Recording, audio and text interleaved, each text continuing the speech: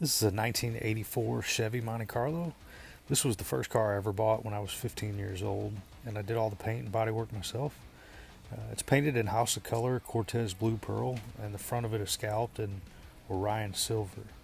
I did a lot to this car over the years. I wrecked it a whole bunch of times, so at one point I took it, stripped it all down to bare metal, and decided I was going to restore it, and this was the finished product. Won a couple trophies in car shows. That's the third place right there, the big one. The second one's second place, and the little plaque was the first place. So they got smaller as they went. Um, a lot of time and effort was spent on this car.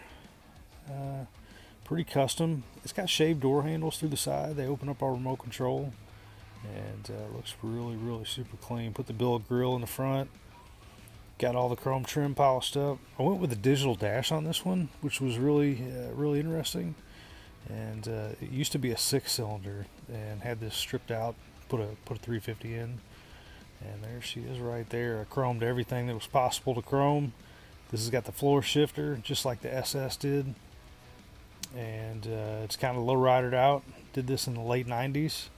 So it's got the crushed velvet interior, shaved door handles right there, a little airbrushing on the back.